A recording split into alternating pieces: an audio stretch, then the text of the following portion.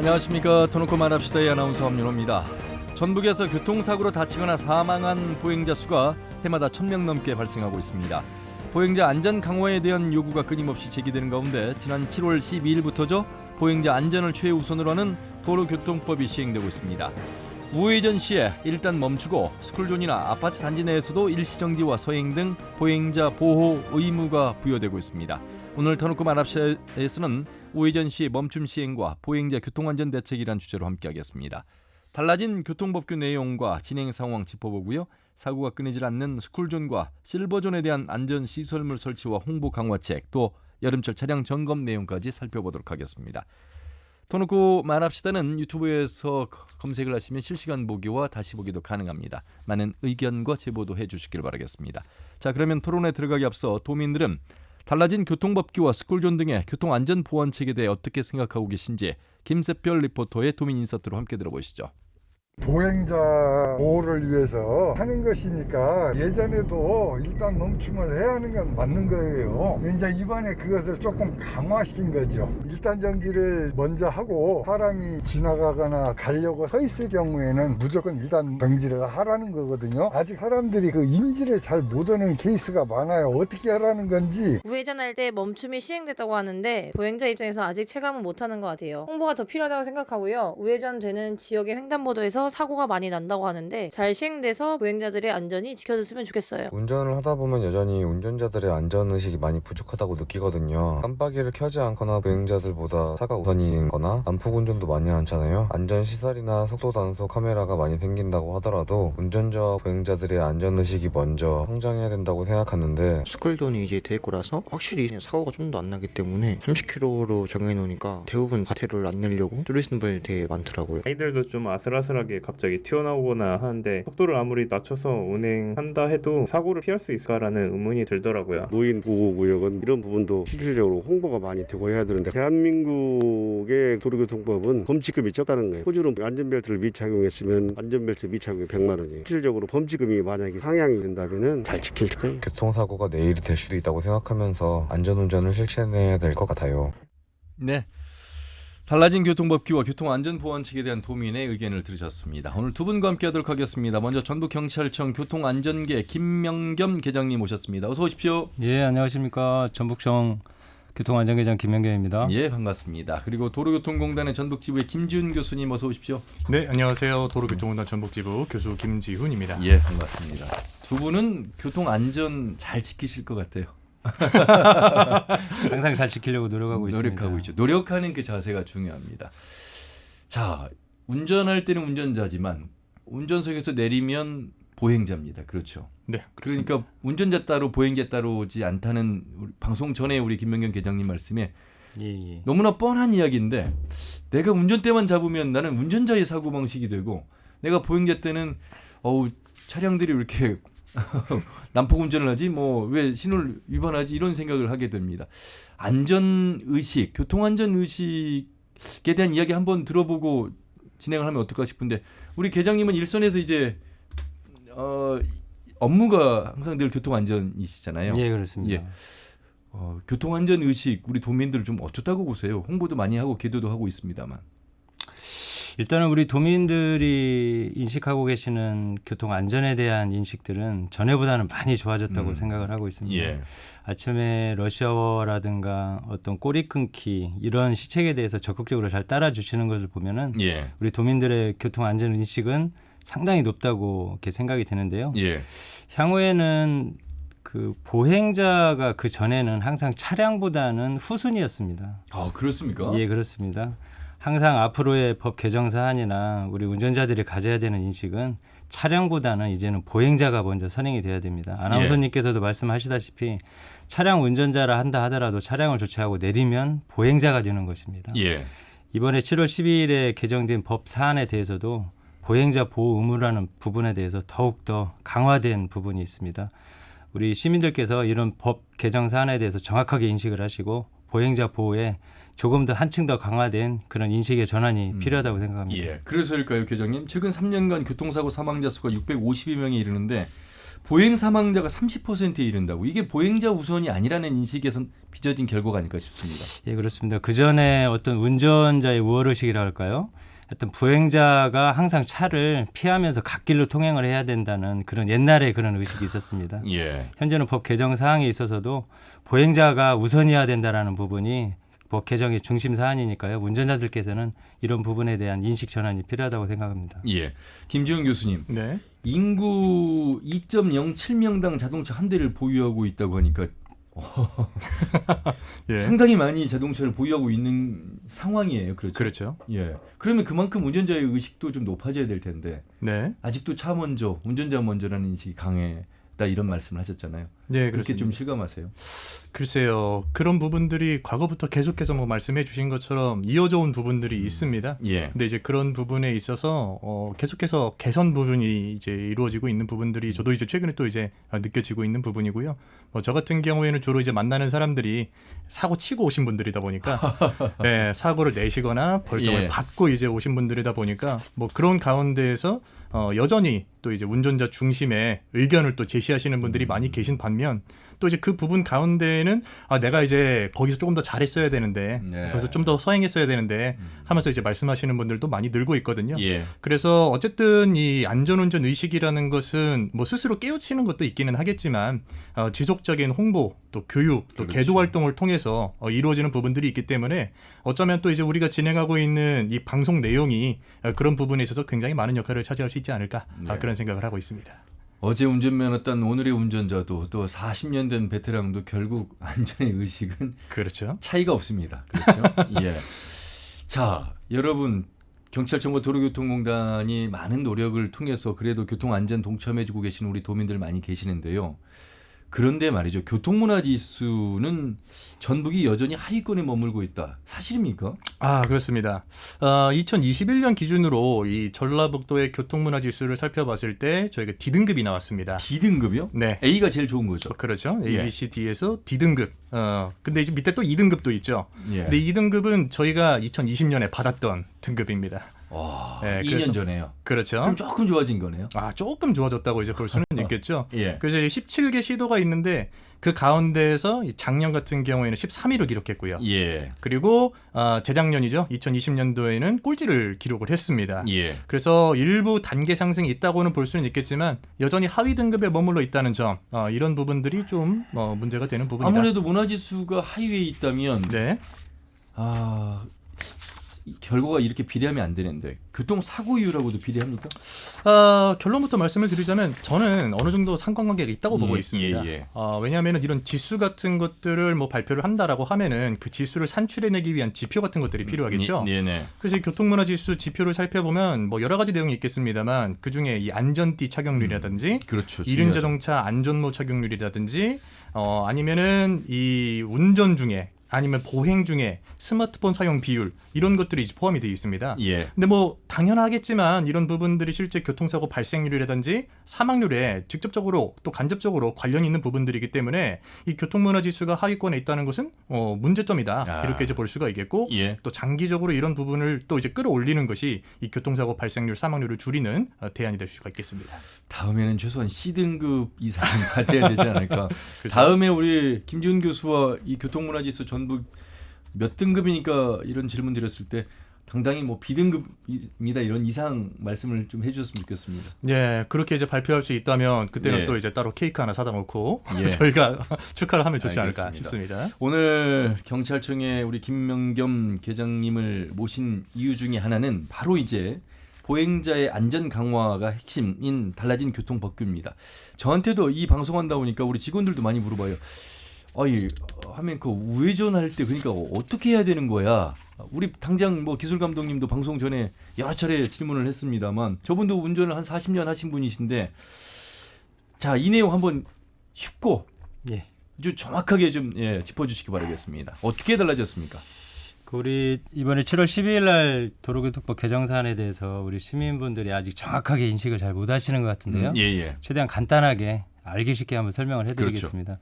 우선 제일 중요한 부분은 횡단보도상의 보행자 보호의 의무가 강화됐다는 부분들을 먼저 운전자들께서 인식을 하셔야 됩니다. 그 말씀은 횡단보도 주변에 사람이 있다면 이거는 더 의식해야 된다 이런 예, 말씀이시죠? 그렇습니다. 일단 신호가 있던 없던 예. 만약에 횡단보도에 우리 보행자가 있다고 한다면 무조건 일시정지해야 된다라는 그런 운전자의 인식의 전환이 필요하다고 볼 수 있습니다. 그렇죠. 이번에 개정된 도로교통법 제27조 보행자 보호 의무의 강화의 부분에 있어서 그 횡단보도상의 보행자 보호 의무가 그 중심을 차지하고 있고요. 예. 더군다나 우리 운전자들께서 제일 궁금해하시는 부분이 사거리에서 우회전했을 경우에 횡단보도에서 우리 차량 운전자들이 어떻게 해야 되느냐. 요 경우를 두 가지의 경우를 나눠서 설명을 드리겠습니다. 사실 그 동안에는 눈치 보고 그냥 지나가잖아요. 예, 사람이 그렇습니다. 건너고 있는데도 저만큼 건너 지나가면 쑥 지나가고 예, 마치 예. 안 지나가면 뒤에 있는 차가 경적을 울렸던 그 상황 여러분들 이제 잊어버리셔야 됩니다. 예, 그렇습니다. 먼저 전방의 차량 신호가 적색인 경우하고 전방인 차량 신호가 녹색인 경우를 두 가지를 구분해서 한번 설명을 운전자 드리면- 입장에서요? 예, 그렇습니다.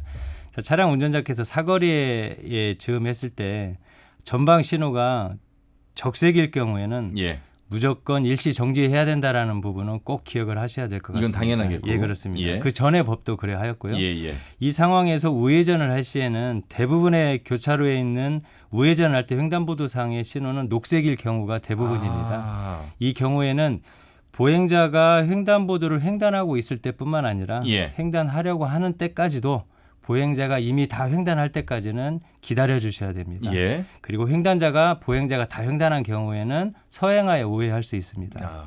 자, 두 번째 경우입니다. 전방 신호가 녹색일 경우입니다. 예. 녹색일 경우에는 직진은 당연하고요. 예. 하지만 우회했을 경우에 횡단보도상에 적색 신호 있을 때는 그 전에는 운전자들께서는 그냥 자연스럽게 우회전을 하셨는데요. 그렇죠. 이런 부분에 있어서도 혹시나 보행자가 있을 경우에는 일시정지해 주셔야 됩니다. 예. 보행자가 이번에 법 개정상의 주요 의지가 보행자 보호 의무에 있기 때문에요. 적색 보행자 신호가 적색이라 한다 하더라도 예. 보행자가 있다면 보행자가 다 보행을 끝날 때까지 기다려 주셨다가 서행하여 우회하여 주시면 예. 되도록 하겠습니다. 여기서 잠깐 애매한 질문 한번 드려보겠습니다. 예.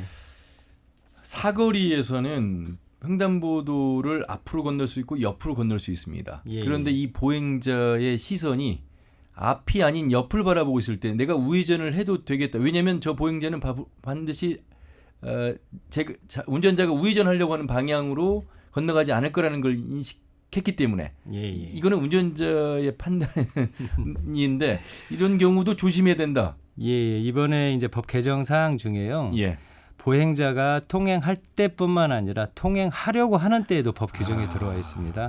이 운전자들께서는 횡단보도상 앞에서 보행자가 보행의 의사가 있는지에 대해서는 명확하게 확인한 후에 보행 의사가 없다고 판단될 경우에 서행하여 우회를 하시면 될 것 같습니다. 그리고 말이죠. SUV 차량 이상의 승합차나 트럭, 버스 같은 경우는 어린 아이들이 횡단보도에 서 있을 때 미처 신호등에 가려서도 그렇고 보이지 못할 때가 있으니까 가급적 우회전 신호 시에 일단 서행 내지는 멈추는 습관이 좀 필요할 것 같아요. 예, 그렇습니다. 아까 아나운서님하고도 말씀드렸다시피 예. 어린이 사망 사고에 그런 예가 있었습니다. 예. 이 굉장히 큰 대형 트럭 같은 경우에는 보행자가 밑에 있기 때문에 예. 그 인식할 수 없는 경우가 상당히 많습니다. 특히나 화물 차량 운전을 하는 운전자들께서는 특히나 더 이 사거리를 우회할 때는 더욱 더 일시정지 후에 예. 보행자가 있는지에 대해서 명확히 확인하신 후에 우회전하는 것을 꼭 실천해 주셨으면 좋겠습니다. 예. 김지훈 교수님, 네. 이 3살 버릇 80까지 간다. 네. 바꿔서 말하면 좋은 습관이도 80까지 간다는 거잖아요. 그렇죠. 그 운전자의 습관이 바꾸기가 쉽지 않은데 어떻게 사고치고 오신 분들 어떻게 교육하시고 계도하세요? 물론 죄송합니다만 그분들의 잘못을 떠나서 네. 우리 일반 운전자들을 향해서 말씀을 해주시기 바라겠습니다. 일단 이 교육을 할 때 어떠한 교육 목표를 가지고 또 어떤 식으로 교육을 할 것인지에 대해서는 교육하는 사람마다 조금씩은 다를 수는 있습니다. 예. 근데 이제 저 같은 경우에는 아까 맨 처음에 저희가 했던 이야기를 다시 한번 좀 반복을 해보고 싶은데 예. 우리가 차에 탔을 때는 운전자이지만 차에 내렸을 때는 보행자이다 그렇죠. 라고 이제 이야기를 하는 것처럼 만약에 내가 사고를 냈을 때는 내가 가해자이지만 반대로 내가 사고를 당했을 때는 내가 피해자가 될 수도 있는 거잖아요. 그렇죠. 그렇기 때문에 거기에 실제로 오시는 분들은 이제 거의 대부분 이제 가해자인 입장에서 이제 오시는 것이고 예. 만약에 내가 피해자로서 그런 상황을 당했을 때 어떠한 기분이 들지 그리고 또 만약에 내 가족이 그렇게 사고를 당했을 때 어떠한 마음이 들지에 대해서 좀 강조해서 설명을 합니다. 예. 그런 부분에 있어서 또 이제 공감을 얻고 돌아가시는 분들도 계시고 또 이제 거기서 공감을 얻지 못하시는 분은 나중에 또 다시 한번 또 교육장에서 만나게 되는 거고 그렇군요. 그렇게 이제 볼 수가 있겠습니다. 예. 김명겸 계장님, 예. 달라진 교로교통법에 의해서 범칙금 대상이 될 수 있어요? 예, 그렇습니다. 아, 이거 뭐 운전자들은 옛날엔 괜찮았는데 억울해 할 수도 있고 그래서 보험료도 할증될 수 있다는 점 명심하셔야 되기 때문에 예, 이 부분 좀 강조해 주세요. 예, 그렇습니다. 방금 아까 말씀드린 사거리에서 횡단보도상의 보행자 보호 의무를 소홀히 하셨을 경우에는 예. 그 벌점 10점이 부과될 수 있습니다. 또한 승용차 기준 범칙금 6만 원 하고요. 승합차, 화물차는 7만 원이 부과가 됩니다. 야. 위반 횟수에 따라 보험료도 최대 10%까지 할증할 수 있다고 그렇게 들었습니다. 예. 우리가 보통 신호 위반 내지는 과속했을 때 과태료 제 기억으로 과속했을 때 4만 원. 예, 과속을 했을 경우는 이제 예, 속도에 따라서 속도에 다르긴 한데. 다르긴 근데 이거 합니다. 지금 우회전 잘못해서 위반했을 때 범칙금 6만 원, 승합차, 화물차는 7만 원이면 더 많은 금액입니다. 예, 그렇습니다. 그 정도로 보행자를 보호를 해야 된다는 운전자의 인식이 더 그만큼 더 중하다는 의미일 수도 있습니다. 예. 자, 이거는 이제 일반 도로에서 말씀을 드렸고 이제 특히 스쿨존 우리 어린이 학교 앞에서 어린이 보호구역 내에서는 조금 더 강화가 됩니다. 이 내용 잘 들으셔야 되겠습니다. 그렇지 않아도 지금 스쿨존에서 신호 위반 또 과속 위반해서 범칙금 내보신 분들 아주 깊은 상처 그리고 깊은 반성을 하시고 계실 텐데 김지훈 교수님 먼저 좀 네. 설명해 주시죠. 네, 일단 이 특별보호구역 내에서 지켜야 되는 부분들 그중에서도 이 어린이 보호구역에 관련된 내용이 변경이 됐죠. 예. 그래서 요약하자면 어린이 보호구역 내에서의 일시정지 의무가 생겼다 이렇게 이제 보시면 되는데 예. 이 일시정지 의무가 생기는 조건이 세 가지가 있습니다. 첫째는 어린이 보호구역 내야 되고요. 예. 두 번째는 신호가 없는 곳이어야 됩니다. 예. 세 번째로는 횡단보도 앞인 곳입니다. 그러한 곳에서는 횡단보도 앞에서 보행자가 있든지 없든지 일시정지를 한 후에 서행해서 통과를 하셔야 된다. 그래서 사실 뭐 우회전 관련된 부분들은 많이 홍보가 됐는데 예. 뭐 이 부분에 대해서는 또 잘 모르시는 분들이 많이 계시기 때문에 잠시만요. 이 세 가지 조건이 다 함께 조건이 갖춰진 걸 말씀하시는 거니까 그러니까 따로따로 말씀하시는 거예요. 다 갖춰져야 됩니다. 그러니까 첫째는 어린이 보호구역 내가 일단 기본적인 전제가 되어 그렇죠. 있고 두 번째는 어린이 신호가? 없어도 신호가 없는 곳이어야 됩니다. 예. 신호가 있는 곳에서는 신호를 따라서 가시면 되고요. 아. 신호가 없는 곳인데 거기에 또 횡단보도까지 있다. 예. 라고 하면은 일시정지를 하다 가셔야 되는 거죠. 예. 그래서 어린이 보호구역 내에서는 무조건 서야 되겠다 이런 생각을 하시면 되겠습니다. 그렇죠. 뭐 어린이 보호구역은 일단 속도 자체가 기본적으로 이 30km 이내로 제한할 수 있다라고 되어 있기 때문에 뭐 기본적으로 도로교통법 제2조에 따라서 서행을 하시게 될 수밖에 없습니다. 예. 근데 이제 서행을 하다가 항상 이제 이런 상황들이 발생하죠. 뭐 저희가 어린이 보호구역에 이제 주정차 금지가 되기는 했으나 여전히 주정차 하시는 분들 많이 계시죠. 그래서 그 사이에서 또 어린이가 나올 수 있는 가능성이 있기 때문에 조금 약간 의심스럽다. 아이들이 나올 것 같다. 하는 상황이면은 일시정지 한번 했다가 이제 가신다. 이런 개념으로 생각을 해주시면 되겠고 다만 이 부분은 법적으로 의무가 된 부분이기 때문에 예. 단속도 가능합니다. 벌점 10점, 그다음에 범칙금 6만 원 부과가 되기 예. 때문에 이것도 잘 지켜주셔야 되겠습니다. 예, 여러분들 너무나 잘 알고 계시는 민식이법, 그러니까 어린이 보호구역의 교통사고 예방을 위한 관련법 개정 법률 시행된 지 벌써 2년이 지났습니다. 많이들 그래도 인식하고 계시고 지켜주고 계시는 상황 속에서 학교 주변에 아직도 불법 주정차 하는 분들 계실까? 김명균 교장, 왜냐면 학교 앞에 불법 주정차할 만한 데가 그렇게 많지 않아요. 예. 물론 어떤 공간을 타서라도 틈을 타서라도 하시는 분들도 계십니다만 예. 또 본인 생각은 내가 잠깐 우리 아이 태우려고 잠깐 서 있는 거야라고 생각할 수도 있고요. 예. 어린이들은 우리 일반 성인하고는 많이 인식이 좀 틀립니다. 예. 굉장히 돌발적인 행동들이 많이 나오고요. 특히나 어린이 보호구역 내에 불법 주차를 하시면 그 사이길로 어린아이들이 돌출해서 튀어나오는 그렇죠. 경우가 종종 많이 있습니다. 예. 이로 인해서 사고로 이어지는 경우도 많이 있고요. 각별히 운전자분들께서는 어린이 보호구역 내에서만큼은 불법 주정차 부분은 절대로 하지 않으셔야 될 것 같습니다. 예. 무인 교통 단속 카메라 그래도 이제 많이 좀 완비가 됐어요. 설치가 됐죠? 예, 그렇죠? 예, 예. 예. 어린이 보호구역이 공식적으로 저희 도내에는 1,003군데가 있습니다. 예. 그 중에 지금 480여 대는 지금 그 단속 카메라가 지금 설치가 되어 있고요. 예. 향후에도 우리 지자체하고 계속 협의 단계를 거쳐서 증설을 할 예정이고 있습니다. 예. 이번에 법 개정 사항 중에서도 어린이 보호구역 내에서만큼은 어린이를 꼭 더 두텁게 보호를 예. 해야 된다라는 개정 취지가 있는 만큼 운전자들께서는 한층 더 어린이 보호구역에서만큼의 과속이라든가 예. 횡단보도 내에서 일시정지 부분은 꼭 지켜줘야 될 거라고 예. 생각이 됩니다. 여기서 또 한 번 잠깐요. 이게 이 방송을 한다고 하니까 많은 이제 문의가 들어왔어요. 아니 어린이 보호구역 내에서 속도를 줄이는 거 더 조심해야 되겠다는 생각은 공감하는데 밤에도 어린이 보호구역 내에서 이렇게 과속과 신호 단속을 꼼꼼하게 철저하게 해야 되느냐. 글쎄요. 밤에는 어린이들이 일단 뭐 하교한 이유이기 때문에 없는데 이제 뭐 택시 운전하시는 분들이나 또 급하게 가시는 분들 입장에서 그런 질문을 하실 때는 어떻게 답을 해야 될지 저도 사실 뭐 제가 전문가가 아니기 때문에 두 분은 어떻게 그런 면에서 답을 하세요? 일단 법이 그렇게 제정이 됐으니까 지켜야 된다 이런 부분은 이해가 됩니다만. 네. 그래서 일단 뭐 시행규칙 상으로는 뭐 벌점을 2배로 부과하는 이 항목이 있거든요. 예. 특별보호구역 내에서 그거는 뭐 오전 8시부터 오후 이제 8시까지 뭐 그 사이에 이제 2배로 부과를 하고 뭐 이제 저녁 시간대에는 예. 그런 것들을 적용을 안 한다 뭐라는 내용이 있기는 한데 뭐 그런 거 같은 경우에는 일단 여기가 보호구역이다라고 하면은 뭐 어린이 보호구역이든 노인 보호구역이든 이 표지가 있겠죠. 예. 거기에 별도로 이제 시간이 써져 있지 않으면은 거기에서는 상시적으로 적용이 된다. 뭐 이렇게 이제 설명을들은 하고 있습니다. 예. 그리고 또 뭐 정부에서 올해 초에 또 그런 이야기를 한번 하기는 했었죠. 이제 그 저녁 시간대에는 조금 더 유연하게 그런 속도 제한을 변경을 시켜가지고 운영을 해보겠다 이런 이야기가 나오기는 했었는데 예. 뭐 그런 부분들이 실제로 이제 실현이 될지 여부는 조금 더 지켜봐야 되겠고요. 예. 만약에 그런 것들을 한다고 하면은 또 이제 돈이 좀 많이 들어가겠죠. 왜냐하면은 뭐 속도 제한 30인데 50 옆에다가 또 붙여놓으면은 운전자들이 헷갈릴 수 있으니까 아이고. 이 VMS라고 해가지고 이 LED 등을 통해서 뭐 속도 제한을 시간에 따라서 변경을 한다든지 예. 뭐 이런 표지판들을 좀 도입을 해가지고 운영을 해야지 훨씬 더 이제 그 우리 도민들도 쉽게 이해할 수가 있을 것이고 예. 또 이제 사고 예방에도 도움이 될 수가 있을 것이기 때문에 그런 부분들은 좀 쉽게 변화하기는 좀 어려울 것 같고요. 예. 장기적으로 봐야 되지 않나. 또 이제 여러 가지 뭐 실제로 이게 사고 예방 효과가 있는지 소통의 효과가 있는지에 대해서 또 분석도 필요할 것으로 보이고요. 예. 불법 주정차 관련해서 네. 그러면 잠깐 내가 물건 내리고 좀 가야 되는데 그러면 주차장을 확보해 주든지 그렇죠. 지자체 이렇게 요구할 수 있는 민원이 많아서 뉴스도 좀 보도가 됐습니다.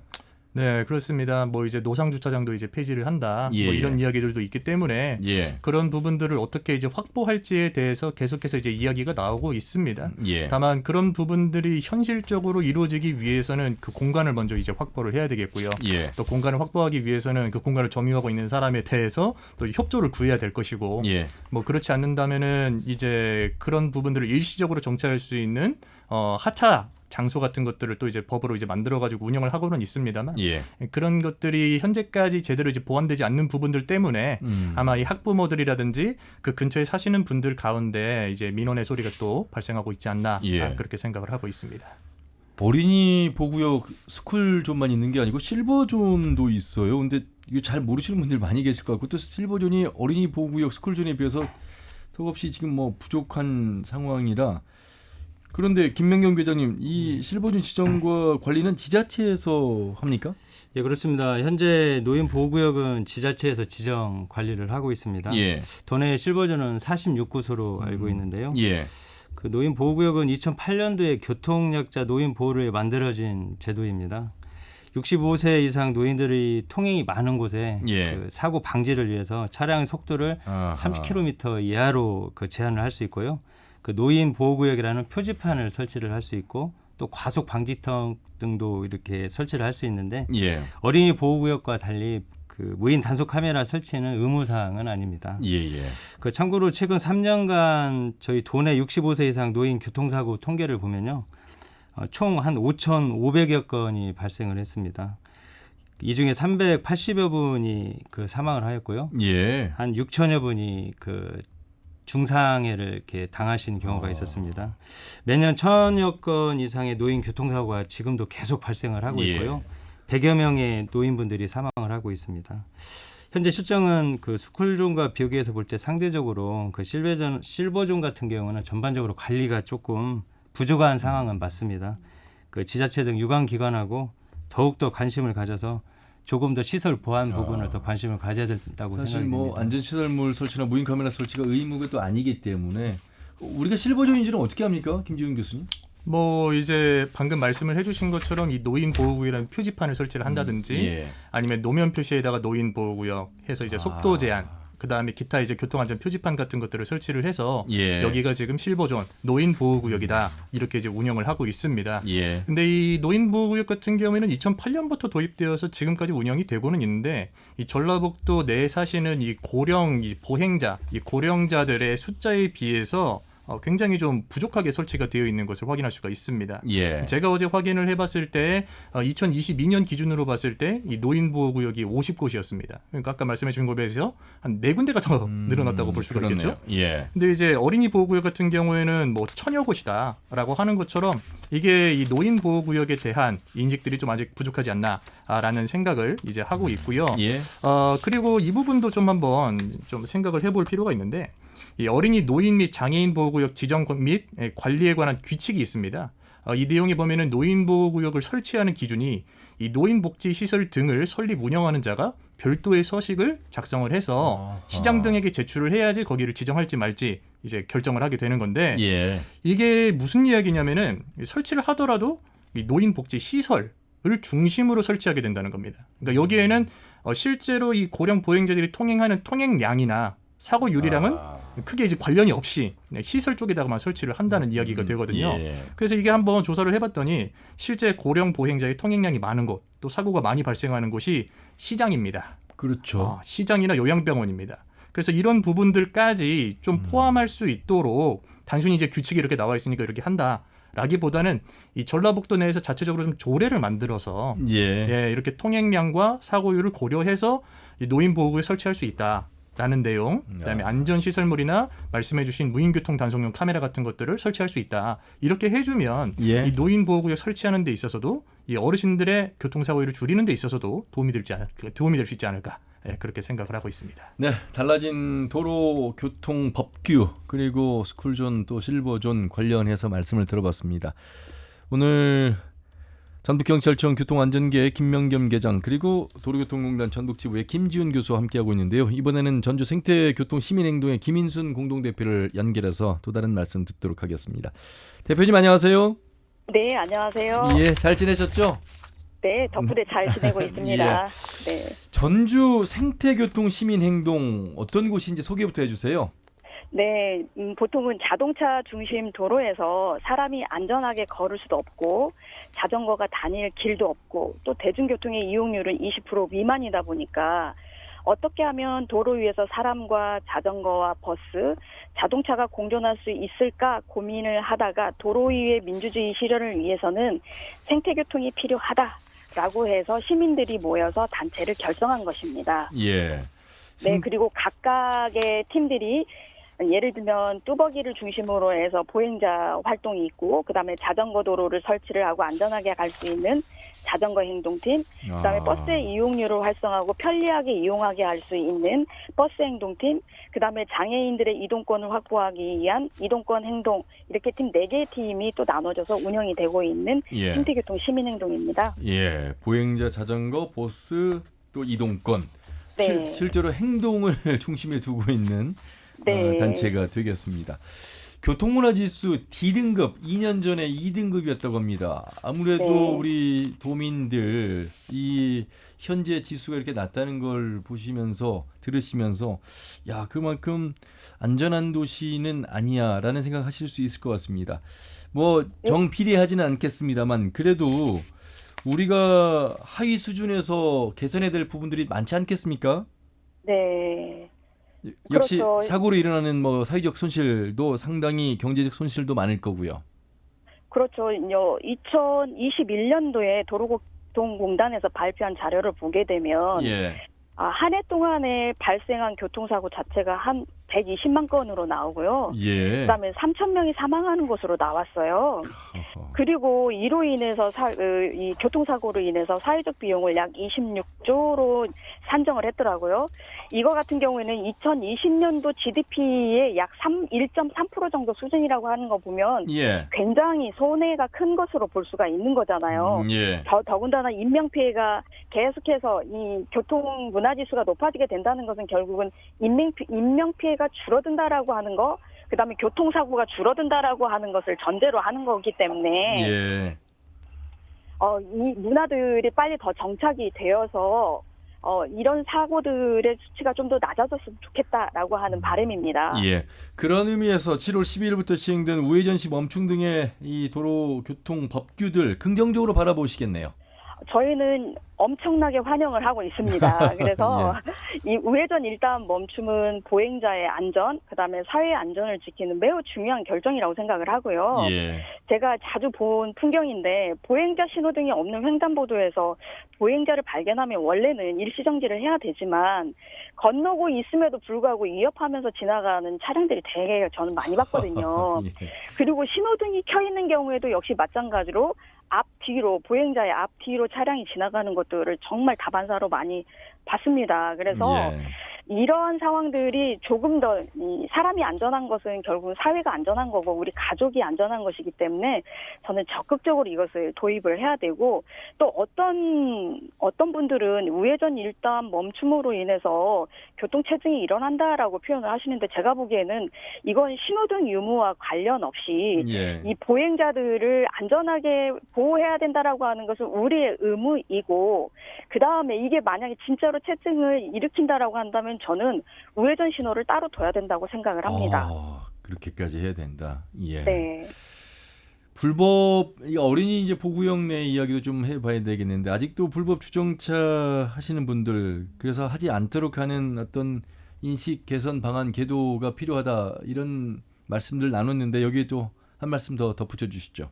네, 만약에 한 번이라도 범칙금을 내본 사람이라고 한다면 저는 그 근처에다가 다시는 주차를 하지 않을 거고 또 신호를 무시하지 않을 거라고 생각하거든요. 아이고.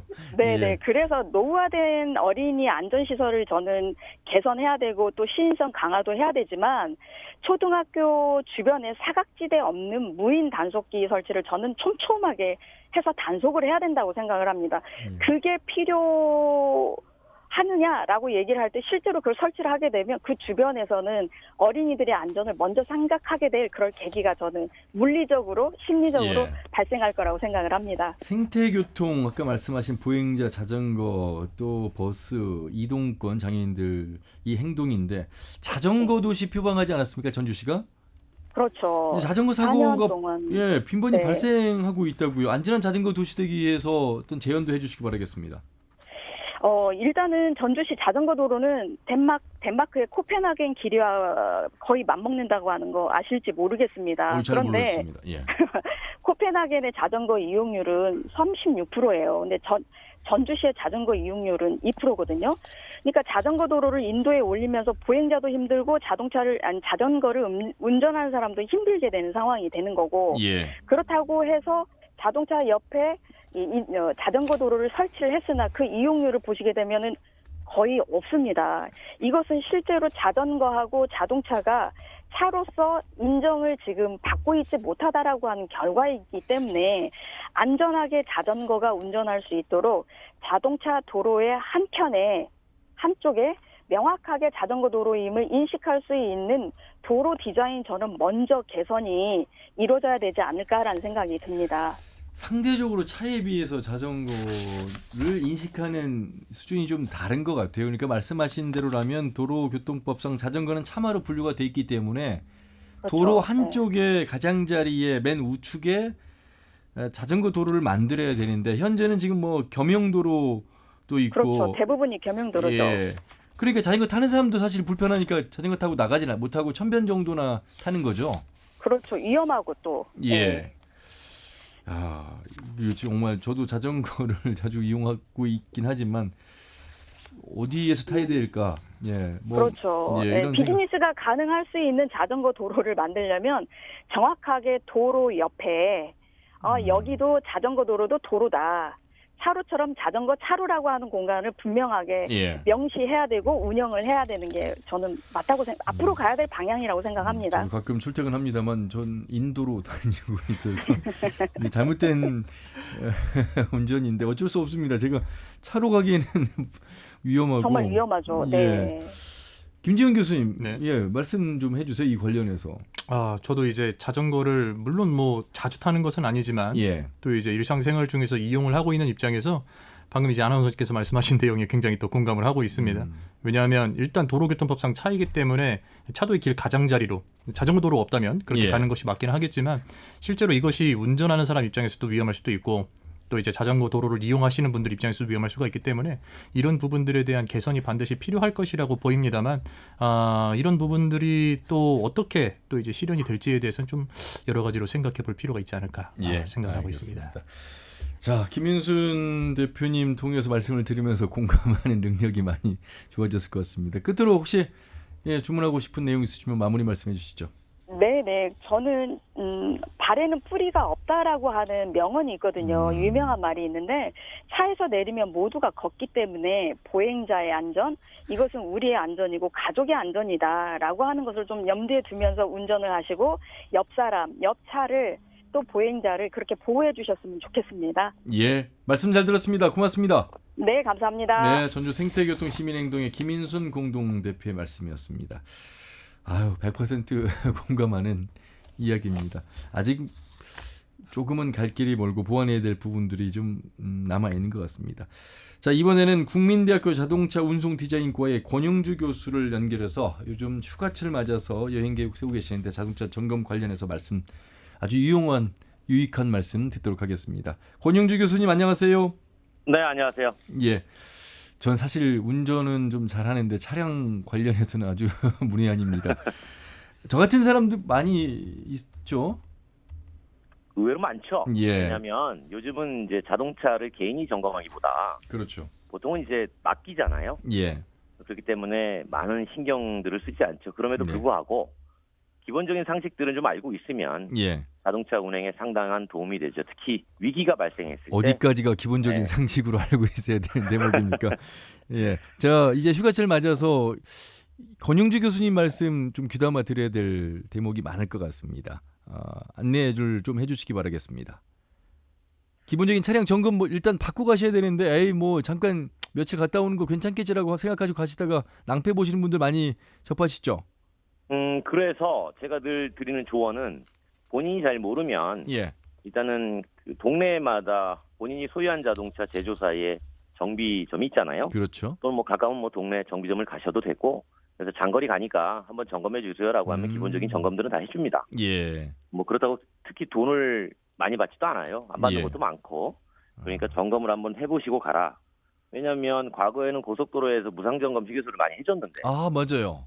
네, 요즘은 코로나 때문에 일단 철수한 곳도 많고 예. 그리고 이제 자동차 보험사가 꽤 많이 해줬거든요. 예. 이제 이것도 보험료에 반영이 되니까 많이 줄여놨어요. 예. 그렇기 때문에 일단 동네에 있는 곳을 좀 이용하시면 좋겠다라고 말씀을 드리고 싶네요. 예. 교수님. 네. 요즘같이 이제 고온인 여름 날씨에 열받으면 사람만 힘든 게 아니고 그렇죠. 자동차도 더 힘들어진다면서 이거 정말 잘 알고 관리를 하셔야 되겠습니다. 37도 이상의 고온 환경에서 장시간 주행하면 예. 자동차도 힘들어요. 예, 그리고 이제 특히나 힘든 곳이 이제 타이어. 근데 이게 내 차는 지금 뽑은 지 얼마 안 돼서 새 차니까 뭐 괜찮을까요? 냉각수나 뭐 여러 가지가 네. 뭐 엔진 오일 새 거니까 괜찮을까요? 생각하시는 분들 계시는데 새 차도 관리를 점검을 하셔야 된다는 말씀이잖아요. 아무래도 이제 관리의 필요성은 조금 줄어들긴 하지만 예. 장거리 간다 그러면은 한 번쯤은 관리해 주시는 게 좋죠. 예. 특히 이제 제가 말씀드린 게 타이어를 좀 많이 보셔야 되는데 예. 여름철에 기온이 30도 이상일 때 타이어 펑크 사고가 66% 증가합니다. 예. 뜨거우니까 얘가 팽창을 하거든요. 그렇죠. 그래서 타이어 공기압을 꼭 반드시 체크를 좀 하셔라라고 말씀드리고 싶고 그리고 예. 요즘은 자동차 안에서 이것저것 전자기기 많이 쓰지 않습니까? 그렇습니다. 뭐 블랙박스도 달고 예, 내비게이션도 있고 여러 가지 있잖아요. 예. 그렇기 때문에 이제 배터리도 한 번쯤은 점검을 해보시는 게 좋은데 점검을 하시라니까 본인이 직접 떼가지고 탈착해야 되는 거냐 이게 아니고요.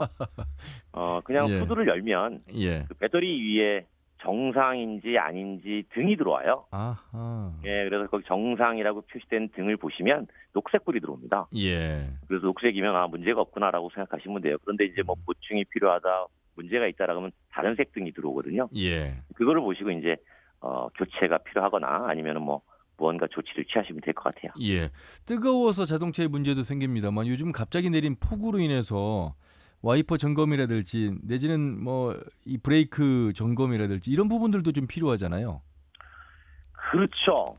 브레이크는 당연히 뭐 점검이 좀 필요하겠고, 예. 그 물이 많을 때의 문제가 타이어가 자꾸 미끄러지는 거예요. 그렇겠죠. 그러면 이제 사람도 등산할 때 신발 밑창이 많이 마모가 돼 있으면 예, 미끄럽죠. 바위에서 미끄러지잖아요. 예, 예. 이게 타이어도 똑같죠. 그래서 타이어가 얼마나 마모가 됐는지 마모 한계가 1.6mm를 넘지 않도록 확인을 해야 되고, 예. 항상 조심해야 되는 게 이 타이어는 좀 수시로 봐주셔야 돼요. 그러니까 주차된 상태에서 그냥 출퇴근하실 때도 예. 가끔 이렇게 보셔가지고 생각보다 많이 마모가 됐구나라는 걸 본인이 파악을 하셔야지, 안 그러면은 실제로 이제 폭우가 내리거나 했을 때 예. 고속으로 달리면은 상당히 좀 문제가 되거든요. 그런 경우를 미리 좀 방지했으면 좋겠고. 솔직히 제 차가 계속 한 달째 지금 그 공기압 그 저기 등이 들어와 있죠. 등이 들어와서 받아야 되는데 뭐 네. 이렇게 장거리 갈 일이 아직 없어서 그냥 지내고 있는데 꼭 가서 받아야 되겠군요. 받아야죠. 왜냐하면 그건 단거리 문제가 아니에요. 네, 가까운 거리도 받으셔야 됩니다. 예. 어떤 일이 벌어질지 누구도 예측할 수가 없죠. 예. 받으시면 좋고. 방송이 제 개인 상담이 돼 버렸네요. 상당히 좋습니다. 좋아요. 예.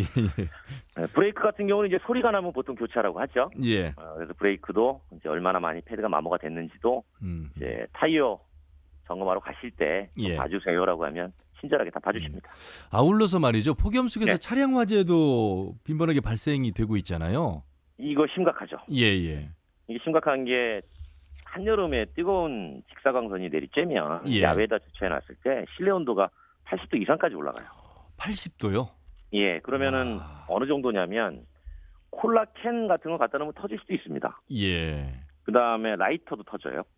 그렇겠네요. 그리고 휠형 배터리도 폭발 위험이 있기 때문에 주의를 해야 되고, 가끔 예. 이런 경우도 있죠. 너무나 뜨거워서 예전에 우리 지금이야 내비게이션이 자동차 안에 다 인빌트가 돼 있지만 예. 바깥에서 사가지고 그냥 대시보드에다가 거치한 거 있잖아요. 그렇죠, 그렇죠. 그런 것들도 뒤에 배터리가 녹아서 화재가 난 적도 있었죠. 그리고 요즘 캠핑 많이 가시면서 다녀와서 짐을 이제 정리를 해놔야 되는데 부탄가스 같은 거 차 안에 넣는 경우들도 맞아요. 많이 있죠. 네, 깜빡하고 그냥 트렁크에 놓는다든가 예. 그런 인화물질은 반드시 차에서 제거를 해주시는 게 좋고. 예. 그래서 이제 보통 주차하거나 너무 뜨거울 때는 창문을 살짝 내려놓고 이탈하는 것도 꽤 차내 온도를 낮추는데 큰 도움이 됩니다. 예. 이거 다 제 이야기가 돼서 참 공부가 많이 되고 있습니다. 여러분들도 아마 공감하시라 보고요. 사소하게 느끼는 부분입니다만 사실 이게 자동차 관련해서는 사소한 건 하나도 없는 것 같습니다. 꼼꼼히 점검하셔야 될 것 같고, 뭐 잘 아는 이야기이겠습니다만 먼 거리 이동하실 때 그렇죠. 사람을 위해서도 쉬어줘야 되겠고 휴식이 필요하고 차를 위해서도 그럼요. 휴식이 필요하다면서요. 보통은 이제 2시간마다 세우고 10분 정도 휴식하라고 하는데 예. 이거는 이제 일괄적으로 적용하기는 어렵고요. 예. 본인이 이제 피로감을 느끼면 반드시 쉬라고 하죠. 예. 왜냐하면 우리가 졸음을 이길 사람은 없거든요. 그렇습니다. 네, 그리고 이제 어떤 경우를 조심해야 되냐면 차가 많이 정체가 되는 경우가 있어요. 휴가 때. 예. 그러면 답답하죠. 그래서 차가 이제 정체가 풀립니다. 이때부터 과속하는 분들이 의외로 많아요. 그러니까 정체된 상태에서 시간을 손실했다고 생각하고 빨리 가서 보상을 받으려고 하는 심리죠. 예. 이때 사고가 많이 일어나요. 그래서 도착 시간은 크게 달라지지 않습니다. 예. 그러니까 여유 있는 운전을 좀 하시면 좋겠다라고 당부드리고 싶네요. 예. 쏙쏙 들어오는 아주 유익한 말씀 잘 들었습니다. 혹시 그 이외에 하나 또 조언해 주실 만한 내용 있으시면 마무리해 주시죠. 뭐 운전하다가 갑자기 폭우 만날 때도 있잖아요. 있죠. 폭우 만나가지고 물이 고일 때 예. 저기 가야 되나 말아야 되나. 예. 그럴 때는 다른 차에 물에 잠기는 타이어 높이를 보세요. 그래가지고 휠 절반 이상을 잠길 정도로 많이 고였다 그러면 가지 않는 게 좋고요. 예. 만약에 휠 절반 이하다 그러면 이제 지나쳐도 좋은데 그때는 시동을 절대 당연히 뭐 끄면 안 되겠지만 예. 에어컨 스위치도 끄고 가는 게 좋고요. 아. 그리고 만약에 이제 물에 빠졌다 그랬을 때는 절대 시동을 다시 걸면 안 됩니다. 예. 야, 이게 언제 들어도 계속 들어도 우리가 꼭 알고 있어야 될 아주 중요한 말씀인 것 같습니다. 휴가철에만 적용되는 이야기가 아닌 것 같습니다. 자, 교수님 말씀 잘 들었습니다. 고맙습니다. 네, 고맙습니다. 예, 국민대학교 자동차 운송 디자인과의 권영주 겸임교수와 말씀 나눠봤습니다. 김지훈 교수님은 뭐 다 아는 이야기인데도 불구하고 고개를 몇 번 끄덕이셨어요. 예. 굉장히 또 공감되는 내용이고 예. 또 이제 말씀해 주셨던 것처럼 듣는 분들 입장에서 쏙쏙 이해가 잘 되도록 뭐 신발의 비유를 해서 타이어 설명해 주시는 부분들이 예. 굉장히 이제 청취자분들에게 도움이 많이 되겠다라는 생각이 들어서 예. 저도 모르게 고개가 끄덕거리시더라고요. 휴가철에 특히나 일어나는 것 중에 하나가 뭐 놀러 가셔서 잠깐 이제 휴양지에서 음주하시고 그렇죠. 뭐가 필요하니까 가까운 거리니까 네. 뭐 괜찮을 거야라고 생각하시고 음주운전하지.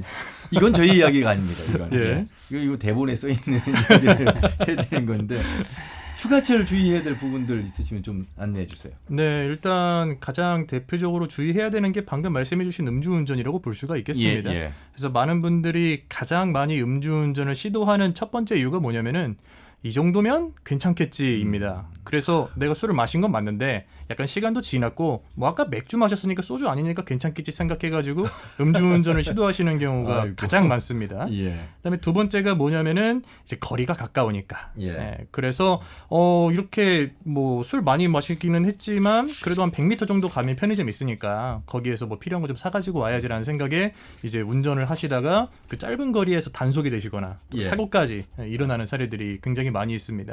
특히 이렇게 휴가철 같은 경우에는 뭐 밤에 술을 드시는 경우도 있겠지만 낮에 술을 드시는 경우도 있죠. 있어요. 예. 그래서 낮에 이제 술을 드시면은 뭐 단속이 없으니까 괜찮겠지라고 생각하시는 경우도 있는데 이럴 때를 대비해서 또 이제 경찰분들께서 특별 단속 같은 것들도 실시하고 있기 때문에 절대 이런 부분에 있어서 음주운전을 시도하시면 안 된다는 부분 말씀드리겠습니다. 지금 휴가철인데 휴가철에 지금 운전대 잡고 이 방송 들으시는 분들 계실 것 같습니다. 아울러서 한 2박 3일 정도 내지는 뭐 더 장시간 휴가 가시는 분들 피로가 누적돼 있잖아요. 그렇다 보면 그렇죠. 본인도 모르는 사이에 이제 졸음운전 할 수 있잖아요. 맞습니다. 각별히 더 신경 쓰셔야 되겠. 교대 운전을 한다든지 그렇죠. 그렇죠. 예. 그래서 뭐 교대 운전 하시면은 굉장히 좋죠. 왜냐하면 예. 한 분은 또 조수석에서 주무시고 예. 다른 분은 운전석에서 운전하시고 그렇게 이제 돌아가면서 운전을 하시되 뭐 중간중간에 휴게소 요즘 또 졸음쉼터도 굉장히 많습니다. 예. 그래서 졸음쉼터에서 휴식해서 가시는 것도 좋겠고요. 그렇습니다. 또 중간에 이제 차에 이 열기를 내보내기 위해서 창문을 열라 이렇게 이제 말씀을 해주셨는데 예. 중간중간에 환기를 시키는 것도 굉장히 중요합니다. 또 이 휴가철에 여행 가시다 보면은 이 가족들끼리 뭐 4명이나 뭐 5명이 타가지고 가는 경우도 있는데 예. 그런 경우에는 차 내 이산화탄소의 농도가 또 급격하게 높아질 수가 있습니다. 그래서 창문을 열고 주행을 하시거나 아니면 외기순환 버튼을 눌러서 외부 공기가 유입돼서 졸음을 좀 예방하는 것도 도움이 될 수가 있겠고요. 예. 또 이제 중간중간에 간식, 주전부리 이런 거 섭취하시는 것도 도움이 될 수 있기 때문에 이런 부분들 꼭 챙겨주시면 되겠고 예. 무엇보다 가장 중요한 것은 출발하기 전에 충분하게 휴식을 취하는 것이 가장 중요하다. 그렇게 이제 말씀드리겠습니다. 여행을 떠날 때는 들뜬 마음으로 갑니다만 뉴스를 통해서 돌아오지 못하는 그런 가족들의 모습을 볼 때도 있습니다. 정말 휴가를 가실 때는 설레는 마음도 있습니다만 더 가족을 보호한다는 측면에서 운전하시는 분이 각별히 이런 내용을 좀 더 신경 쓰셔야 되겠고 경찰청 차원에서는 휴가철 교통단속 안 할 수 없잖아요. 또 하고 계시잖아요. 도민들께 더 당부하고 싶은 말씀 많으실 것 같아요. 우리 김지훈 교수님께서 그 음주 사례에 대해서 거리가 가까워서 맥주 한 잔 마셨으니까 예. 그 음주로 단속된 운전자들한테 자주 듣는 어떤 그런 멘트였던 것 같아요. 실제로 교육하시면서 듣는 내용이신 것 같아요. 그렇습니다. 예. 지금 무더운 여름 피서지로 누구나 다 떠나고 싶은 시기입니다. 저희 경찰에서는 휴가철 그 주요 피서지에 그 교통정체 등 시민들께 불편함이 없도록 교통관리에 최선을 다할 예정입니다. 예. 혹시라도 우리 들뜬 마음에 피서지에서 음주운전하는 것은 절대 해서는 안 될 것 같습니다. 왜 그러냐면 음주운전은 자신뿐만 아니라 자기 가족, 그 피해자에게 씻을 수 없는 피해를 입히기 때문입니다.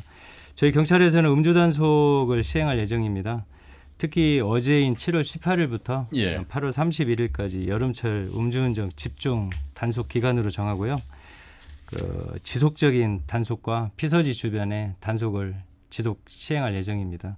운전자들께서는 즐거운 여름 나들이길에 음주로 인해서 그러한 즐거움이 사라지지 않도록 각별히 주의하시기 바랍니다. 예.